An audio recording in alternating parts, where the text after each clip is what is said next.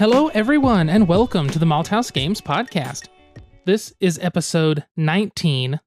One more episode until episode 20. Da da da da. This is an amazing episode.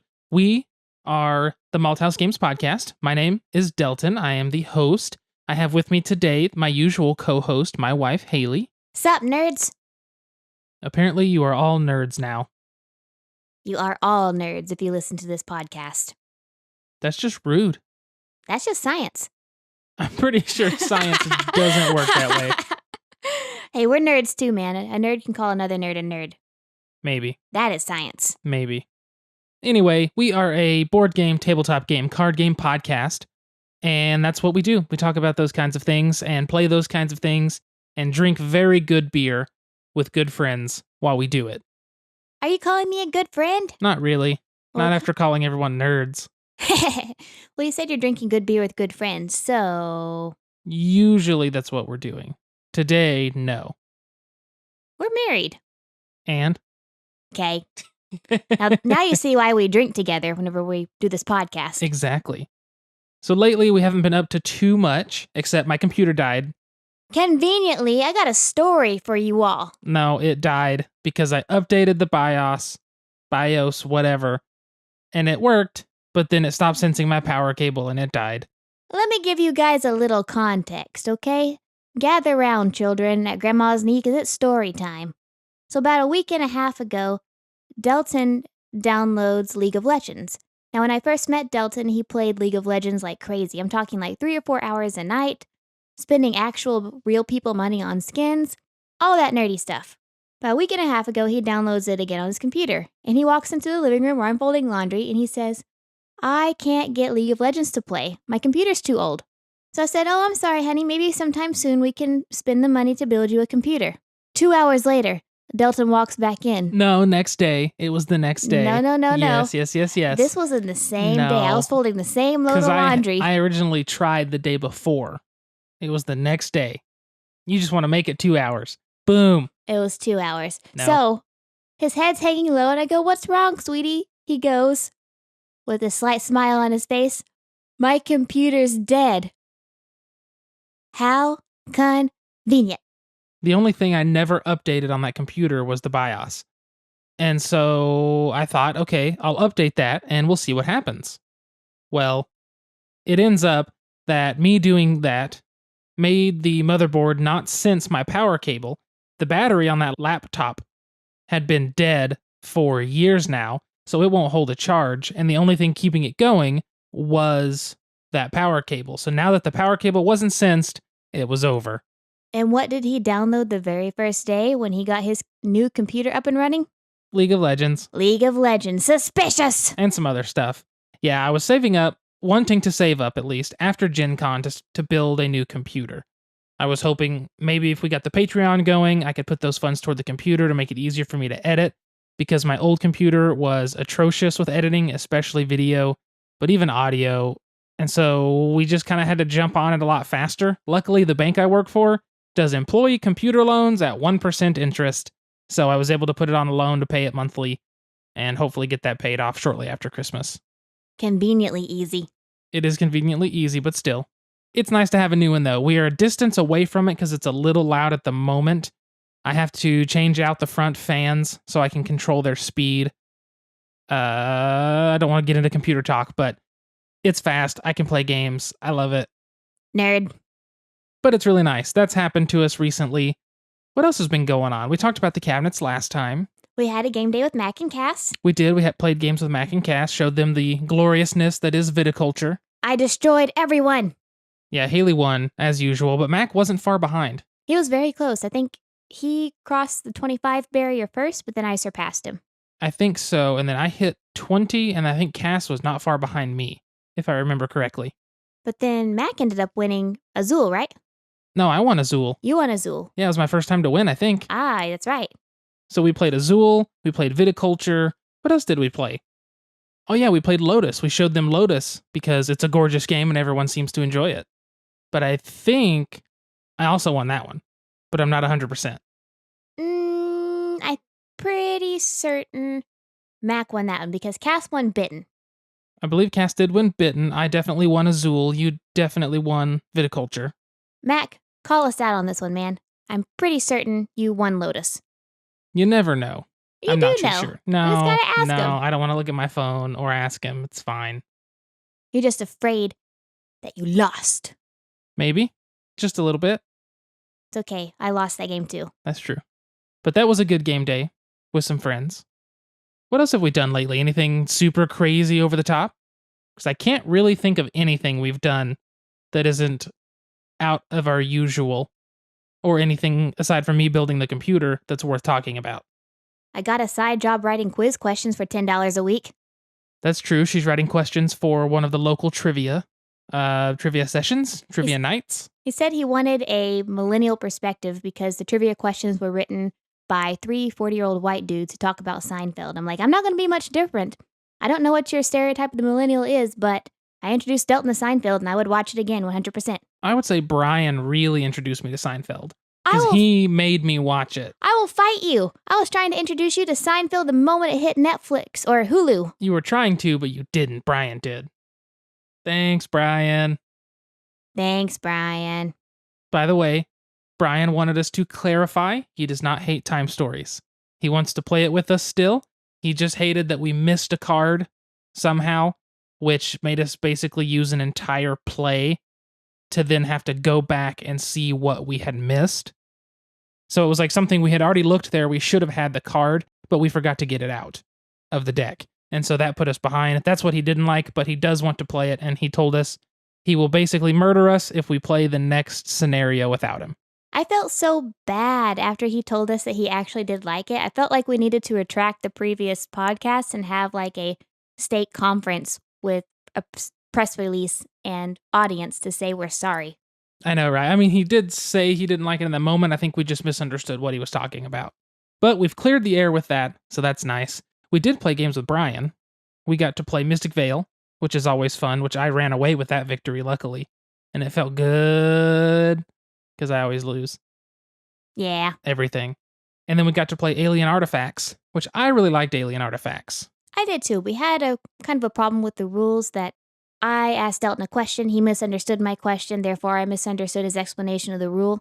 And everything caught on fire, and I ended up skipping 7 turns. Yeah, basically, Haley misunderstood the initial rule teaching, so she asked a question, which I misunderstood the way she phrased that question, which made her misunderstand the actual rule, and it was just this really weird thing where she put herself behind by several turns. That's what I just said. I know, but I felt like I could clarify it. Even though that's probably even harder to get through. I don't know, it's fine. It's fine. It's fine. Aside from that, we've just been living our normal life, trying to keep the house clean, which seems to be an issue for us, especially me. Trying to go to work, feed ourselves. About to say. Yeah, you clean a lot more than I do. About to say. Sorry. But I can't really think of much else that we've been doing lately, Squash garden's going great. except there's thousands of weeds and grass around it that are taller than the squash plants. I got 10 days of Gen Con, man. I don't have time to mess with that right now. That's true. Gen Con is coming up quickly, and this episode is the pre-Gen Con episode. But I think we have one thing we need to do before we get into Gen Con. Oh, here's the door.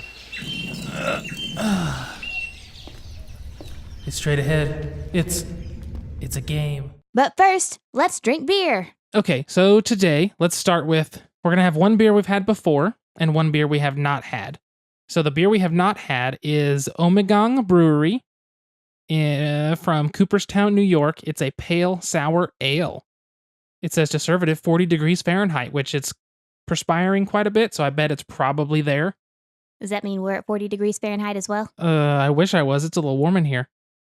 It says to pour slowly so as to not disturb the yeast sediment, but with enough vigor to create a luxurious head and release the rich bouquet. 6.9% alcohol by volume. Oh, here's the best instructions. Here we go. I'm going to read this. We believe that balance is a heavenly quality in beer.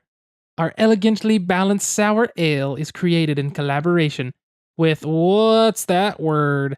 Brouwerij Liefmans in Belgium. Is that French?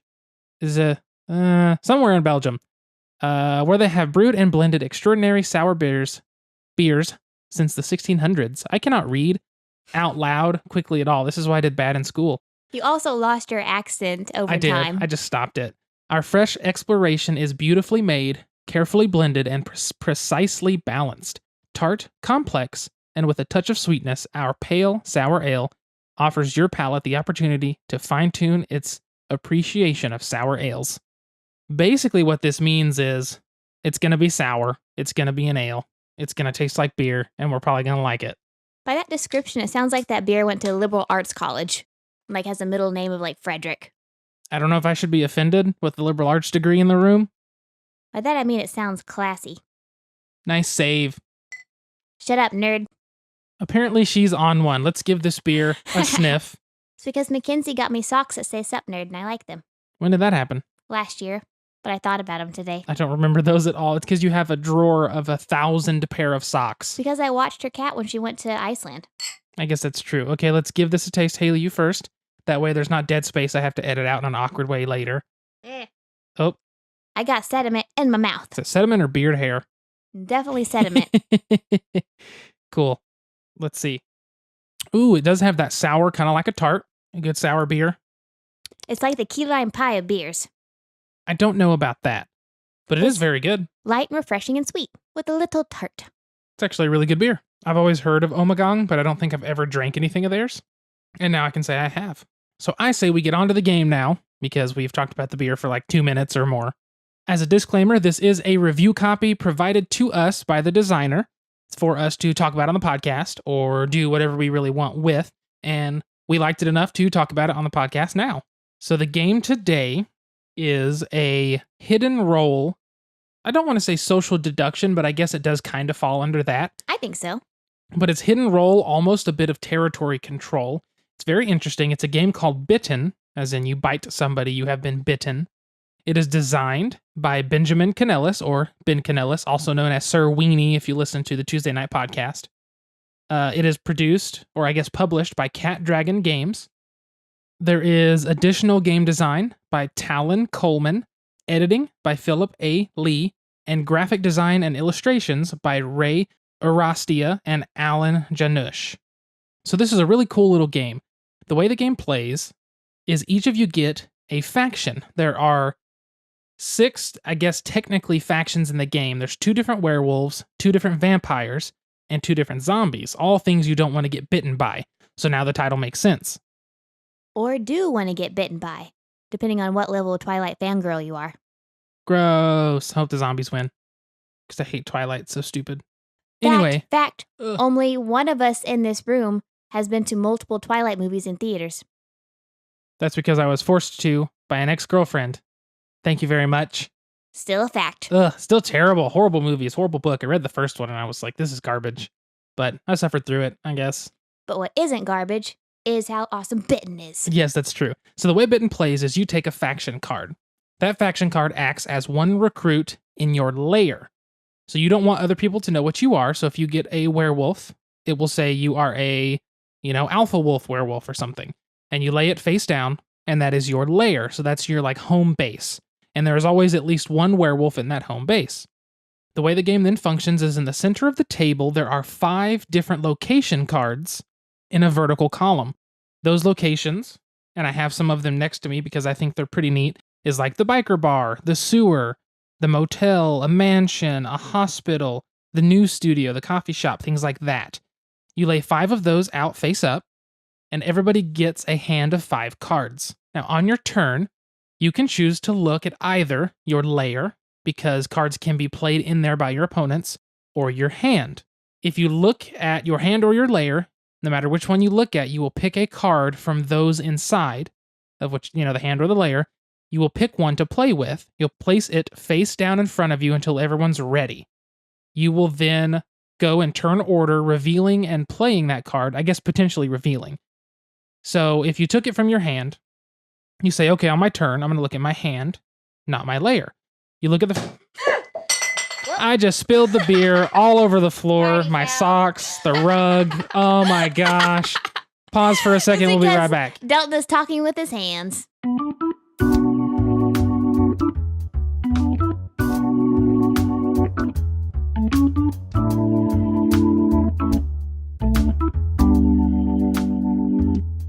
So I shouldn't make too much fun of Delton talking with his hands. I kind of got a little story.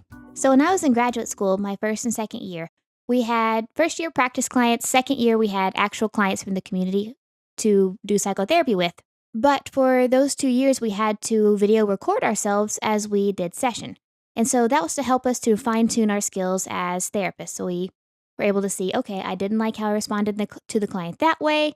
I really missed a cue that the client was giving me there, but it was also for us to watch our body language. And so whenever I talk with my hands a lot.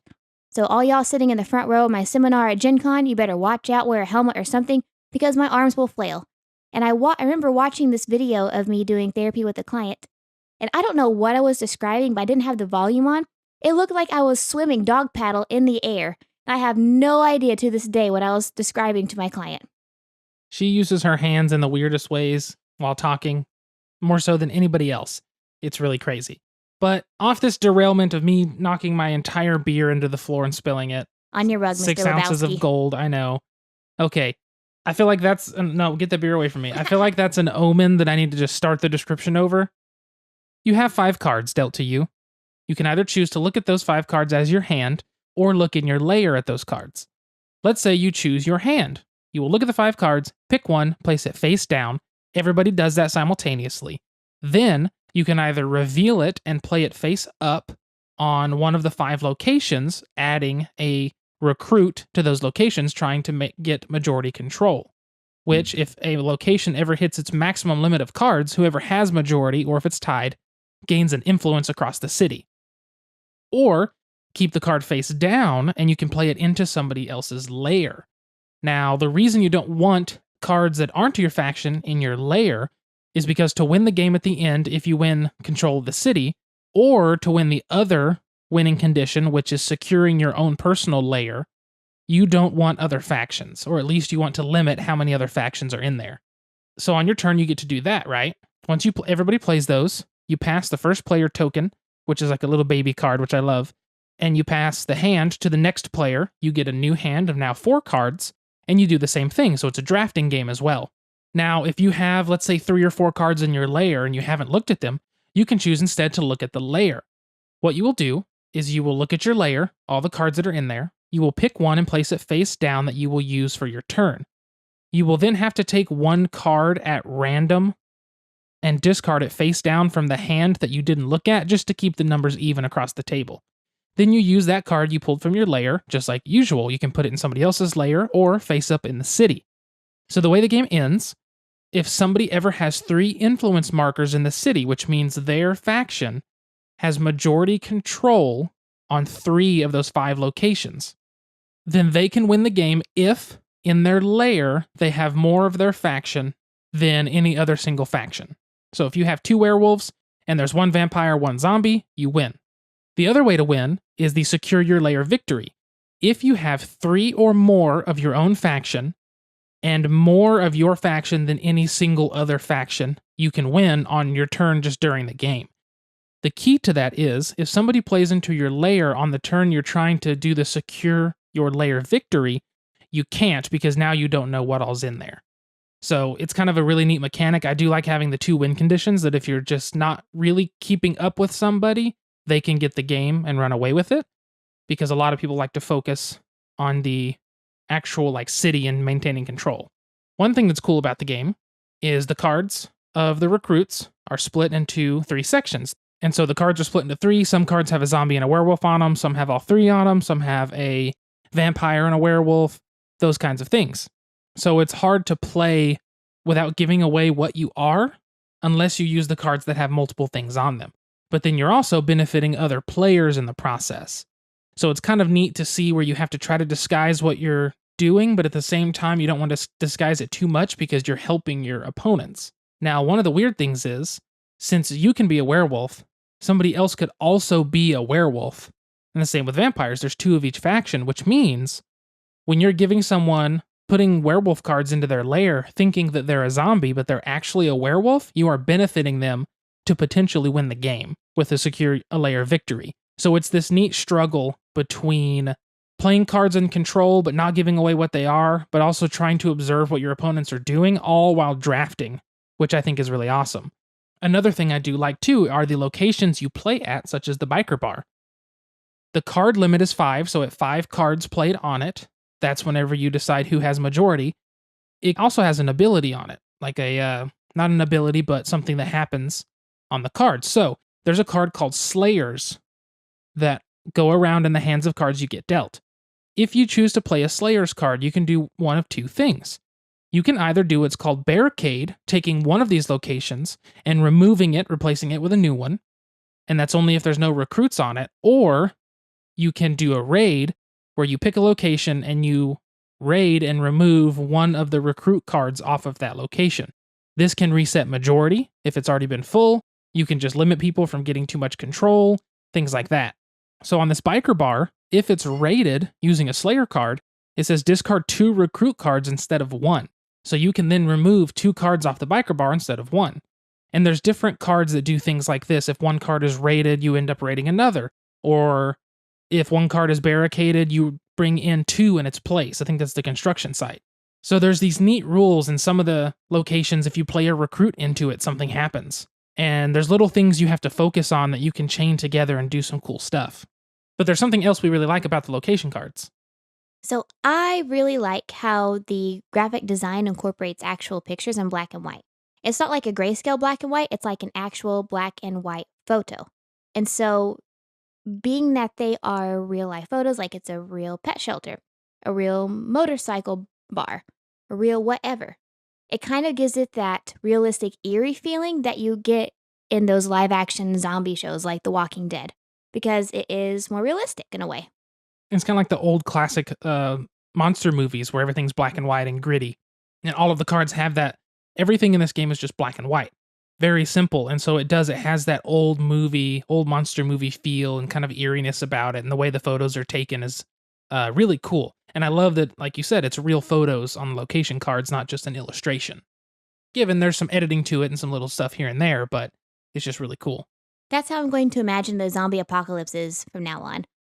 Like, that's how I know the zombie apocalypse is nigh, because our world completely goes black and white when you're like, what the hell happened? The zombies are coming! Yeah, right. So the game holds 3 to 6 players. We've only played it at 3 and at 4. We've not played 5 and 6. I think the game definitely is better at 4 than at 3. It does work well at 3 and it's still fun. I think it was better at 4. I don't know how much I would like 5 and 6. I think I would have to just try it out. The problem is we don't get too large of groups together. However, I think it would still be very fun, especially since it's drafting and everybody picks a card and then does something. There's not really any downtime. You're always passing cards, so that's really helpful for sure. I always love a draft mechanic, and so that's really cool. And then being that it's hidden roll is just something extra, and then the little area control aspect of it is so simple. It's not a board with tokens, it's just placing a card down, and that card can give away or hide so much information. So I've really enjoyed what we've played of the game for sure. I don't know that this will be one that would like replace One Night Ultimate Werewolf or Avalon for larger groups, since this goes to 6. I don't know if I would choose this over like Avalon at 6. I think for definitely the like 4 people or even 5, which I know is like the Avalon minimum, I think I would prefer this. This game is not as crazy as Avalon. I think that's something that I like about it. When you play One Night Ultimate Werewolf or you play Avalon or the Resistance, there's a tendency to just accuse people of lying. And that's what the game focuses on, and yes, that is fun.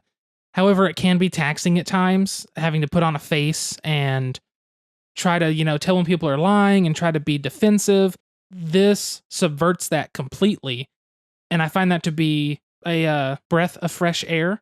It's just nice to not have to play a game where people can call you out as a liar. They can call you out, that's fine. It's not actually going to do anything. Even playing a game like Coup, which, this can't hold 2. Coup is kind of our go-to 2-player for like this sort of a game. But even in Coup, people call you liars and they can call you out and call bullshit and things like that. I like that this game doesn't really have that. You just have to figure out what your opponents are doing and then do what you can to stop them. To me, it brings less of that social manipulation aspect of the game in, and more of actually how to play the game to defeat your opponents, not figure out who's a liar reading them. So it's a different style than those games, but I do really enjoy it. I think at 4 players, it's really good. I want to try it at 5 and 6, but I think at 4 and 5 is probably going to be where it really shines. I think, we played it with 3 players and played with 4 players. I really liked it in 4 because you know that somebody is on someone else's team. Like, Yes. statistically speaking, there's only 3 different factions. There's 4 people. So that means at least 2 people are on the same team. It turned out Delton and I were on the same team, and Mac and Cass were on the same team. They were werewolves, and we were zombies, which I kind of figured out Delton. I don't know if you figured out me. I did not have you figured out. But I'm sly. You are sly.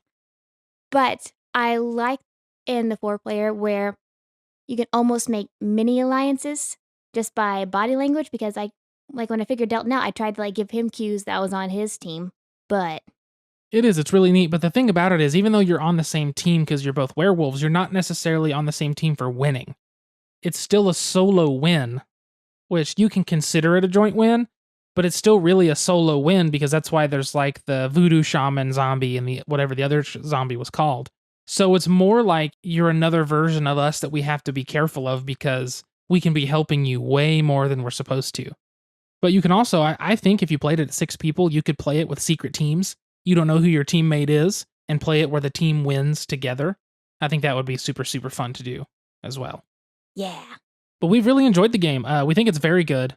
I like games like this, that hidden role element, and this is different. It's different than other games of this style. And I like that it brings something new to the table. It's got a new graphic design style. The werewolf, zombie vampire theme is a little overdone for me, but I think it fits pretty well here, and it's not overabundant to the point that it's in your face with it. It's not so much about those exact creatures. So that kind of helps out because those are, I'm not as interested into werewolves and stuff. See, I'm a sucker for themes, so I don't think it's overdone. I think it fits perfectly. I don't think it's over. I'm saying that they're used all the time. That's what I mean. Okay, I'm talking about that theme's used all the time. But okay. I like it in this regard. It's kind of a neat idea to think of those 3 things are fighting for control of a city. So that's unique in itself. It's not just who's the bad person, who's the vampire in the group, who's the werewolf in the group. It's me. That sort of thing. So this is a new take on that as well. I was thinking, this is kind of off topic, but of bands that are named after those creatures. So you have the Zombies, which was a 60s psychedelic band. Yes. You have Steppenwolf. Yes. Which is German for werewolf. They were popular in the 70s. Yep. Is there a vampire band or some band that's... I mean, I'm sure there is. It's just probably terrible, which is why we haven't heard of it. Not saying that Steppenwolf is really that good. I will fight you right here and now. They have one song that anyone has heard, ever. Born to be wild. Magic Carpet Ride. Magic Carpet Ride. You don't They got know 2. what- They have 2 songs. So after this, Delton's going to sit and listen to Spotify for a couple of hours. No, after this, I'm going to try to edit and then hopefully play some Skyrim because I have a computer that can play games now. Conveniently. And then I can edit quickly now. But I think that kind of wraps up our Bitten talk. We really enjoyed Bitten. Thanks again to Ben the designer for sending us a review copy to talk about on the podcast. And we wanted to give a shout out to him, a congratulations, because he recently announced that Floodgate Games has signed his latest game, Kill All Humans. Sounds like fun for the whole family. It's a social deduction game, so it's probably going to be more along the lines of the One Night Ultimate Werewolf, where you're calling people out. And it sounds like it's likely an alien-themed game. I'm excited to see more. I'm going to see if I can pry a little bit at Gen Con. I'm going to ask him, what it's about and kind of get the rundown of it. But super exciting that he'll be working with Floodgate on that. Floodgate's done really good with Sagrada and some of their other games. So that's really awesome. But yeah, pick up Bitten if you can find it. It's a pretty inexpensive game. It's just a deck of cards in a box. It's probably no more than $25, probably equivalent price to I think it was about 20 at Game HQ. Maybe so. It's between 15 and 25. I don't know the exact price of it. We've only seen it the once. I think Haley's, like she said, about 20. $24. But it's really fun. If you like this kind of game, sounds interesting to you, definitely pick it up. We recommend it. Hey, what can I get you? I'd like a topic. Any special way? Make it a top shelf topic. Coming up. Enjoy. So I say we open this second beer for the topic, because this is a big topic to get to. It's Storm Chaser again. Storm Chaser IPA. I don't think Brian left this one for us, but we're stealing it. Sorry, Brian. And we're going to drink it. We had this last episode when we talked about tornadoes, and I edited out 15 minutes of tornado talk. However, it's really good, and we're going to drink it again. The OKC New NATO followed me on Twitter. They followed me too, and I don't know why. I don't either. They must be board gamers or something. I thought they followed me because of my Lost Ogle affiliation, but I think it might be for board gaming. Who are you, OKC New NATO? So for you all who don't know, tornadoes are really common in Oklahoma. And the Oklahoma City Metro, and I think most small towns, Elk City did it too, they will test their tornado sirens at noon on Saturday. And so every single Saturday. Every single Saturday. So if you follow me on Twitter, you see me retweet about noon every Saturday, the wee woo from the Oklahoma City Noon-nado Twitter. And they followed me back on Twitter, so I felt really special. Then they followed Delton. So now I feel like I'm friends with the siren. Yeah, we have tornado sirens set up all over the state. There's multiple in big cities. But every single Saturday at noon, they set them off as a test, just to make sure they're still functioning and things like that. They use them for tornadoes. They use them for fires, I believe. I think there's a fire warning, and a tornado is going to do like, woo,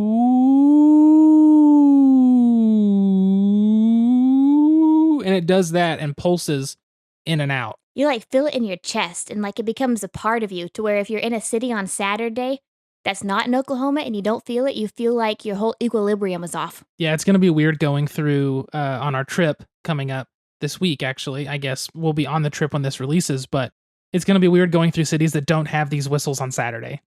If they don't, I don't know, Memphis might. We'll soon find out. We'll find out. So the topic for this episode is Gen Con. This is our pre-Gen Con episode. When this releases, it will be Sunday, July 29th, I believe, which is 3 days into our vacation. We leave Friday morning, and then this comes out the Sunday we're gone. Then we have that week, Gen Con that next weekend, and then we come back home to go back to the grind at work again. Y'all, I love my job. I've never been so fulfilled in my life. I wake up every day grateful that I get to go in and work at a place that I do doing the job that I do. But I am so ready to get the hell out of here for 10 days. Yes, it's a 10-day vacation, which is the longest vacation we've ever taken.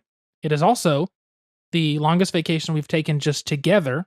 And it's also the first time I will go to 2 states, and first time Haley goes to 1.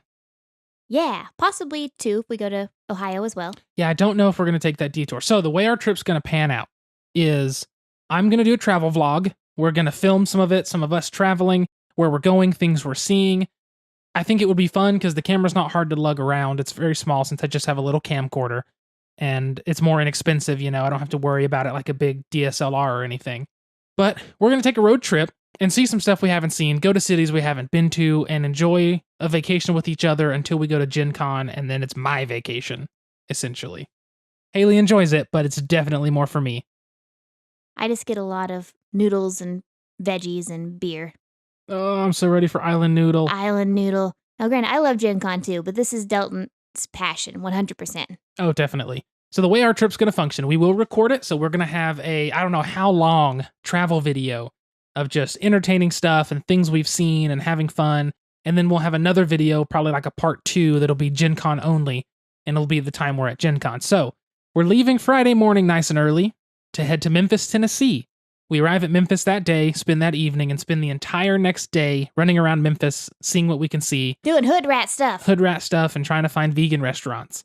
Then on Sunday, we wake up and go to Nashville. We're supposed to eat with a friend that moved to Nashville. Hi, Ellie. Hi, Ellie. She'll probably never listen to this, but hi, Ellie. Bye, Ellie. And we're going to eat with her, go around Nashville. We're going to go look at the Grand Ole Opry just because it's kind of famous. We're not going in because that will cost $80. It's too expensive. And we're going to go to Centennial Park so I can see... Yes, thank you for moving the beer. I'm using my hands again. We're going to go to Centennial Park where I can see the Parthenon. They have a 1-for-1 full-scale replica of the Parthenon from Greece in Centennial Park. It looks gorgeous. I'm so excited to go. Plus, we're going to Third Man Records, and we're going to Sun Records, and we're going to go see Graceland. We're not going to see Graceland, but we could probably do the Johnny Cash Museum for you. Hell yeah. So we're going to be filming some of this stuff, right? We're going to do that. We're going to be in Nashville for 2 whole days, basically, that Sunday and all Monday. And then Tuesday, we're going to go to Louisville, Kentucky. And they say Louisville, but Louisville, Kentucky. We're going to go stay 1 night on, I guess, is that Tuesday? Yeah, we wake up, leave Tuesday, go there. Then we will wake up Wednesday morning from Louisville and drive to Indianapolis to check into our Airbnb. And then we will be attending the block party out front of the convention center on Wednesday night. It's the big block party, beer tapping, music, live bands, just a big event we missed last year, and I didn't know it was going on. I'm going to dance so hard. Oh my God. It's going to be great. I'm just going to be awkward in the corner with a beer. That's okay. I'll make friends. I did last year. I believe Gates is going to come to the party, the block party. Oh, that's I what's up. don't know if you saw the Facebook message, but she invited us to a dinner Tuesday night, but we won't be in Indianapolis that night. I haven't been on Facebook all day because I gotta work. Yeah, my work's a little slow, so it's fine. But we're going to do the block party, so come say hi, hang out with us. We're going to be drinking some beer and having a good time at that block party Wednesday night. And dancing. And then Thursday morning all the way until Sunday in the early afternoon, we are going to be at Gen Con, hanging out, talking to people, playing some games, purchasing games, and hopefully filming just some goofy stuff. We decided this year not to do what we were going to originally do, which is actual coverage and interviews and things like that. I think we want to enjoy the convention this year. It's only our second year. It's only our second ever convention of any kind, or at least of gaming kind, any kind for me. So I want to enjoy it. I want to go and have fun. So if I want to film something, I'll film it. If I don't, I'm not going to. I'm not going to make myself feel obligated to do interviews and cover games for the sake of feeling like I have to. This is your self-care vacation. This is your joy vacation. This is my big vacation. So maybe next year we can start doing some of that. But we'll for still this make year, content. We'll still make content. We're still going to have filming stuff. I'll take pictures of games, but it's not going to be like super formal or anything like that. However, I'm super excited. I hope we meet Vladimir Lenin again. I'm blanking. Bruno Cathala. That's right. After Gen Con, we spend one night, Sunday night in Indianapolis, in St. Louis. And then we come home Monday, wake up Tuesday morning to go back to work. So that's our whole plan. I already have an 8 o'clock appointment on that Tuesday. Woo! Do you really? Yeah. Sounds terrible. I have to be at work at 8 that morning as well. I got to fit 5 days worth of clients into 3 days. Oh, that's gross. But Gen Con this year. You guys love Gen Con. We love Gen Con. Gen Con's awesome. I'm super excited for Gen Con. I'm excited to meet people, but meet them as a podcaster now. And I keep saying a content creator. I only make podcasting content, but I think that's enough. Damn it. I spent enough time on this podcast and doing that in the videos we've made, even though it's a lower number. It's your part-time job, man. It basically is a part-time job I don't get paid for. Well, think of this. You got your first sponsor this year. You received games from companies wanting you to review them. Yep. I mean, you've done a lot of hard work, Delt. We're making it. We're getting there. But it's going to be a lot of fun. I'm ready to meet people. I can see Alan and Sean from Tuesday Night Podcast again. We're going to hang out with Gates at some point. There's a lot of people from Twitter that we talk to regularly. That'll just be nice to like see in person. I think we're going to be able to say hi to Katie from Katie's Game Corner. We'll get to say hi to Danny from Danny and Derek Do Board Games. He's going to be working, I think, with the Deepwater Games booth. But there's just a lot of people we get to meet now. And I have these new business cards to hand out. And it's just going to be nice to kind of go and meet people and actually do more than last year. Because last year was just me and Haley walking around buying games, playing some stuff, but it was just us together. Which was still fun. I feel like we know people. Yeah. We'll get to see Ben, the designer of Bitten. We're going to actually talk to Ben for the first time. That's not just through Facebook or Twitter. Or seeing him in a hot dog suit. Or seeing him in a hot dog suit at the Tuesday Night Games live podcast last year, which, if you're not going, Tuesday Night Podcast, Saturday night, I think at 9 o'clock, maybe 10 o'clock. Look it up on the events page. There's still tickets as far as I understand, but they're going to do their live podcast. I highly recommend it. We're both nights now, man. We are both. Oh, God. There we go. We are both nights of the Tuesday Night Podcast, so that's super exciting. Hopefully we see SBJ again. Yeah. Because I think he's going to help. Talk Pokemon. Maybe help host the podcast again. I don't know. SBJ used to do the Tuesday Night Podcast until his own personal podcast became too much for that. But it's just going to be awesome meeting these people, and there's a lot of cool games, so I'm super excited. Renegade is knocking it out of the park. They have a game that they're bringing over from Germany called, I want to pronounce it Windake or Windake. It's about a Native American tribe, I think from the Canadian area. I'm not 100% sure on the story, but it looks like they've done a good job of being culturally appropriate and accurate in terms of clothing. I don't actually know because I don't research it, but it seems to be better. Given this is the German company, they're just going to be publishing it here through Renegade, but I'm super excited about that. They're reproducing Arboretum that I've never got to play, always heard good things, so I'll likely pick it up. There's a game called Coimbra coming out that looks awesome, and aside from that, I'm kind of blanking on new games that I really want to pick up, but I'm excited. There's going to be games, old ones, new ones, demos, all kinds of stuff to be able to go do. New drinking game. Every time Delton said Gen Con in the last 12 seconds, take a drink. Gen Con, Gen Con, Gen Con, Gen Con, Gen Con, Gen Con, yay! You forgot something? Saturday morning, 9 o'clock, Haley has her sold out psychology panel type thingy, her presentation on the psychology of rage quitting. My seminar. Psychology of Board Games, Why We Rage Quit, her seminar that she's doing. It is sold out. However, if you want to go, wait outside. We'll take all the tickets. And when we start, if there is available seating, after a couple minutes, you should be able to just come in and sit down. We can't take tickets that are worth value for this. We can only take free ones. It's just that we had to get the free $0 ones for people to come in to make sure that people don't just pile in, if that makes sense. Yeah, I'm fairly certain that even though it's sold out, there are going to be some people who are too hungover on a Saturday morning to make it to the convention at 9 o'clock a.m. on a Saturday morning. Yeah, some people just won't make it, or some people might change their mind. I mean, the tickets were free, so those are the easiest tickets to not use. But if you want to come and there's not a seat, wait, there might be a seat. If not, we can always try to see what we can do. You might just have to stand up if we have any room. I just don't know. I don't know what the room's going to look like. No, and if you have any questions on it, if you are able to go, or if you're not able to go and you have questions or just want to learn more, reach out to me on Twitter. I don't mind sharing my slides. I share my slides for any of my presentations that I do.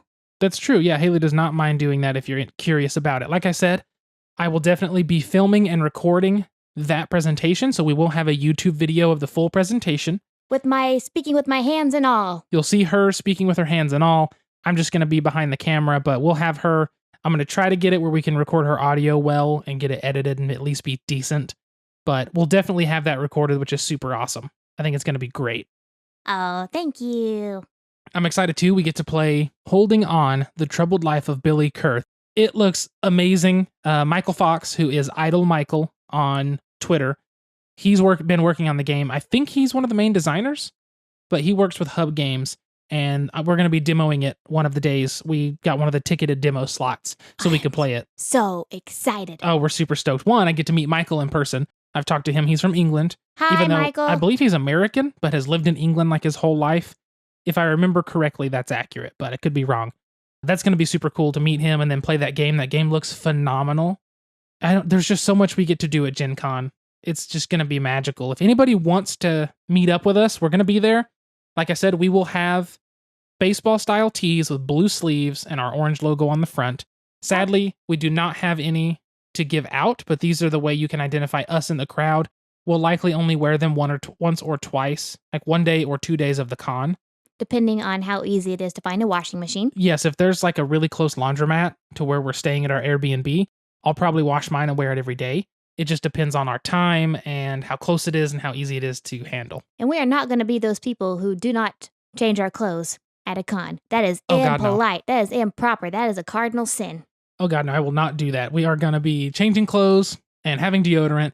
If you have not been to Gen Con and you're going for the first time, pack some snacks, pack some like hand sanitizer. We recommend Kleenex like face and hand wipes.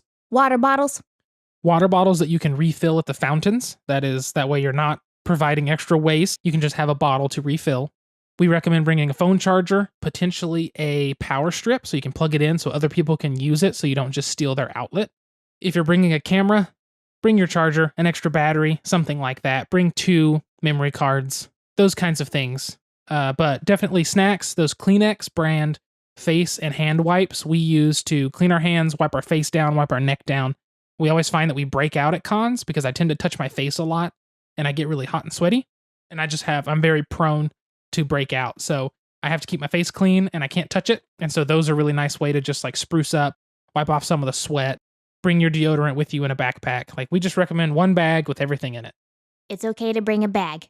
It is okay as long as it is not a rolling goddamn suitcase on the ground and you're blocking people's paths with it because you think you need to carry it with you on the ground as if you're 2 people. Like, I can't stand that, or they block the walkway. That's Delton speak for he's going to kick it. I at least feel like I'm going to kick it. We're also going to be eating, of course, food, vegan food. So if you ever want to eat with us, just hit us up and we'll see if we can make something work. It just depends. We just want to meet some people that listen to us and want to talk to us and stuff like that.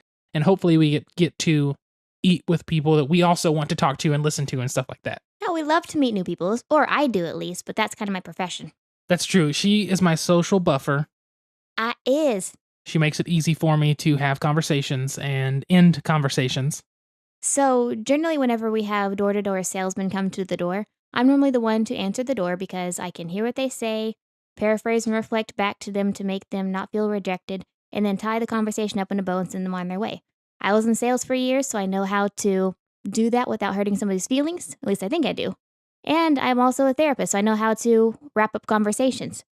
But about a month ago, I let Delton answer the door. And I'm cooking dinner, and I notice that 20 minutes has passed. I look out the front door, and Delton is standing sideways, kicking his feet, not even looking at the guy, and the guy's just talking. I was like, how long do I let this go on? I'm really bad at wrapping up conversations I don't want to be in, which is why when I walk by a booth and some guy's talking to you, it's like at a state fair, and he's like, you should play the game, blah, blah, blah, blah, blah. I'm just like, and I get really awkward, and I just keep walking. So if you see me at Gen Con awkwardly walking away from a table, it's because I don't want to be there, and I don't know how to say bye. But it's okay. So needless to say, I came out to the front porch and interceded, ended the conversation, and while I'm ending it, Delton just like says nothing and scurries in the house. Yeah, you just handled it. I feel like this has been just a rant not a rant, but just a podcast episode where we just blah, blah, blah about stuff, but I'm fine with it because it's friggin' pre-Gen Con, and I'm so stoked. This is just all the excitement coming out. There's no rhyme or reason. There's no question. There's no topic. No, well, I mean, yeah, kind but of topic? no. There's no question about it. We're excited for Gen Con. Definitely send us some tweets of what you're looking forward to at Gen Con. Any events, any games, if there's any games I should check out. My list of new games to get or new games to look at is tiny. It's like 4 because a lot of the new games don't look interesting to me. I haven't really been surprised, or I guess not surprised, impressed by a lot coming out. There's just a lot of games that are in styles I don't enjoy. And so those don't interest me as much. I'm going to try to play the games I find, though, and demo as much as I can. And hopefully we can bring home some cool stuff that we can make content about later. So let me know if there's a game I should be checking out that you think I would like. And I will definitely go to that booth and give it a demo and whatnot. God, do you remember last year so it was like the day before Gen Con, you showed me the Shut Up and Sit Down video on Sagrada. And our very first day at Gen Con, we immediately went and bought Sagrada. Yep. And then that night in the hotel room, we played Sagrada, 4 times? 3 or 4 times in the hotel room, yeah.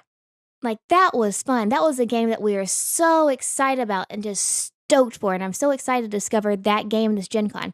I'm so excited to walk around the convention, spot a game, play test it, get really excited about it, and just can't wait to get back to the hotel room to play it. That's something I'm hoping for. That's the only thing I'm sad about this year is I haven't felt that going into it. Yet.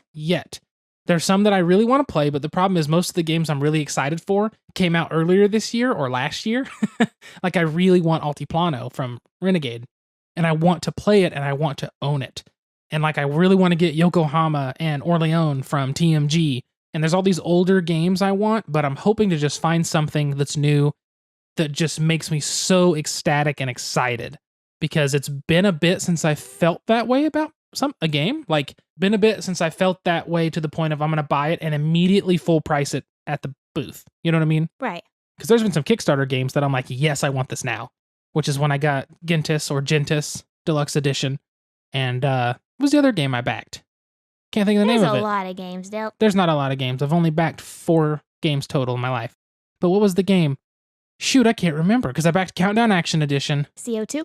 CO2 Second Chance, that one, because I wanted CO2 when it first came out because it looked amazing, but I was not into games enough to spend $70. But when they put out this Kickstarter for Second Chance, I was immediately hooked and down for it. So I'm super stoked about that. But anyway, I'll find something at Gen Con that makes me super, super excited. I mean, last year we sat down and demoed Lorenzo Il Magnifico, and I turned around and bought it like immediately. Went right to the Simon booth and was like, I'm taking this home, bye. But it's just a really good game. So I'm excited for it. Exciting to play some games and find something that really just brings out excitement in us. And that way we can bring it to the podcast and talk about it. And hopefully people pick it up after that. So one of those things. It's really fun whenever you find your passion. It really is. I'm so excited for the con. It's like there's so many things I could talk about of booths I want to see or boobs you want to see? Boobs and booths I want to see and things like that. But there's just so much to talk about. And I'm more just like on a super excited rant. That's okay. That's the way you're supposed to be. It's almost Gen Con. Almost Gen Con. Almost vacation time. 2 more days of work. 2 more days of work. 2 more days of work. I just got to remind myself only 2 more days of work. Dude, I have 5 articles to write. That sounds gross. And about 17 notes to do. You've got that. I've got to edit this podcast, so we should probably start to bring this to a close. I just want to talk about Gen Con, but really at this point, it's just going to be me going, I'm excited for this. Look, it's going to be pretty. Yay! Just wait until next episode when we talk about what we were excited about at Gen Con. So next episode, we will talk about Gen Con. We will talk about the games we played, the games we brought home, people that we got to meet and talk to, the things we did. So it's going to be a little more actually filled with content versus me just rambling about being excited. About to knock your beer glass over again, my friend. It's empty this time. Hold on. Now it's super empty. But yes, next episode will be that. This episode is pre-Gen Con, Bitten, and that's pretty much it. Hopefully Bitten's at Gen Con so people can pick it up upon our recommendation. I guess we'll see. Yeah. I feel like I talked 75% of this episode. Yeah. But I'm also more excited than you. I'm excited too. Of course you're excited, but anyway, that's fine. We need to wrap this thing up. We have things to do and work tomorrow.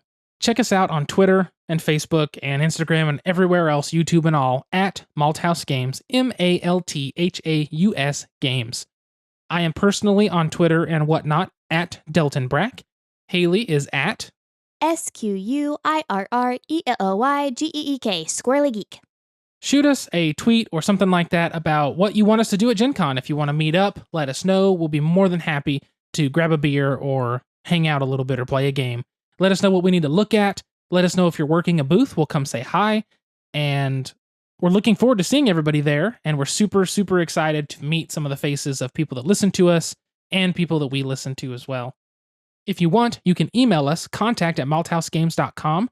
If you have a question that you think would be neat for us to answer on a podcast episode, send that to us for sure. We always come up with the questions ourselves, like what's our favorite theme, or what would be our ultimate game piece, or whatever we come up with for the episode. Our favorite aesthetic or dream aesthetic was one of them. If you have a question you want us to answer, email it to us or tweet at us, and we will definitely put it down to do on the next couple episodes. I guess really that wraps it up. I can't think of anything else that I need to plug in here at all. Nope.